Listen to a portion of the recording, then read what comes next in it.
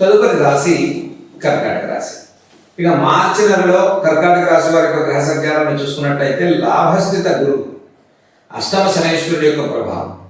ఈ రాశి వారికి ముఖ్యంగా ఏదైతే భాగ్యస్థిత రాహు ప్రభావం, తృతీయంలో ఉండేటువంటి కేతు సంచారం, ఒక విధంగా అష్టమ శని ప్రభావం వల్ల కర్కాటక రాశి వారికి ఇప్పటి వరకు ప్రతి పనిలో కొంత ఆలస్యం, జాగ్రత్త, ఒత్తిడి భారం, మానసిక అధైర్యం కానీ అనారోగ్య సూచనలు కానీ ఉండేటువంటి వారికి ఈ మాసంలో ప్రతి వ్యవహారంలో కొంత సానుకూలంగా ప్రోత్సాహకరంగా ఉండేటువంటి మాసంగా చెప్పుకోవచ్చు.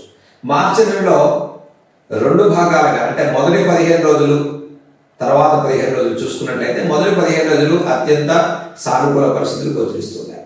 ఇక రెండవ 15 రోజులు అంటే 16వ తారీఖు నుంచి ఈ 31 వరకు కూడా ప్రతి వ్యవహారంలో చేపట్టిన పనులని కూడా విజయవంతంగా పూర్తి చేసుకుంటారు. కాబట్టి మొదటి 15 రోజుల కన్నా ఈ తర్వాత 15 రోజులు చాలా శుభప్రదమైన ఫలితాలు వస్తాయి. మార్చి 30వ తారీఖు నుంచి ఈ శనైశ్వరుడు అష్టమం నుంచి భాగ్యస్థితిలోకి మారటం వల్ల ఈ రాశి వారికి అష్టమ శని దోషం అనేది కర్కాటక రాశి వారికి తొలగిపోతుంది. కాబట్టి వివాహాది ప్రయత్నాలు చేసుకునేటువంటి వారికి, నూతన ఉద్యోగ ప్రయత్నాలు చేసుకునేటువంటి వారికి, మరి వివాహాల విషయాల్లో ఇప్పటికే సంబంధాలు దగ్గర దాకా వచ్చి ఆగిపోయినటువంటి వారికి శుభవార్తలు వినడానికి మార్చి నెలాఖరు కల్లా వీరికి సానుకూలమైన సమయంగా చెప్పుకోవచ్చు. ఇక ఉద్యోగస్తులకు ఉద్యోగపరమైనటువంటి మార్పులు కానీ, ఉద్యోగ పరిస్థితులు కానీ, ఉద్యోగ మార్పులు కానీ, ఉద్యోగ బదిలీ కానీ కోరుకునేటువంటి వారికి మార్చి నెలాఖరు తర్వాత మీ ప్రయత్నాలు సఫలీకృతం అవుతాయి. గతం కన్నా మెరుగైన ఫలితాలను సాధించుకుంటారు. ఇక లాభస్థిత గురువు సంచారం వల్ల కర్కాటక రాశి వారికి దైవిక కార్యాచరణ బాగుంటుంది. పుణ్యక్షేత్ర దర్శనాలు చేసుకుంటారు, పురాణ పఠనం, మానసిక సంతృప్తి కలుగుతుంది. కుటుంబ విషయాల్లో కొన్ని రకాల మార్పులు మీ మనసుకు సంతృప్తి కలిగిస్తాయి.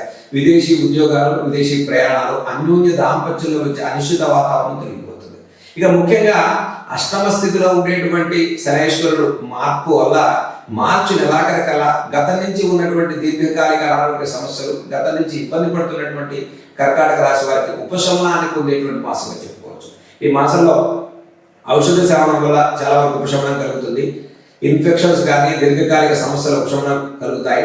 స్త్రీలకు కూడా ముఖ్యంగా ఆరోగ్య విషయాల్లో తగినంత మంచి మార్పులు జరగడానికి మార్చి నెల చాలా సానుకూలమైన పరిస్థితులు గోచరించే మాసంగా చెప్పుకోవచ్చు.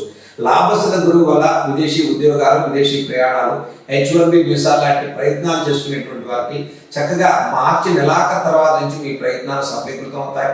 మనోధైర్యం పెరుగుతుంది. ఆరోగ్య విషయాల్లో శ్రద్ధ తీసుకోండి. కుటుంబ విషయాల్లో కొంత అనిశ్చిత వాతావరణం తొలగిపోతుంది.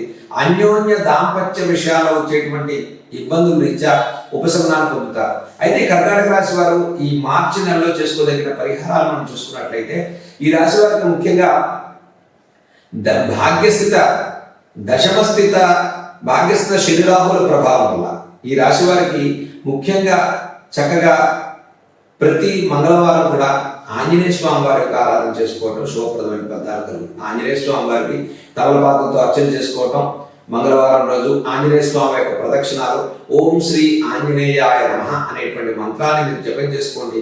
ప్రతి వ్యవహారంలో విశేష ఫలితాలు పొందేటువంటి మాసంగా చెప్పుకోవచ్చు.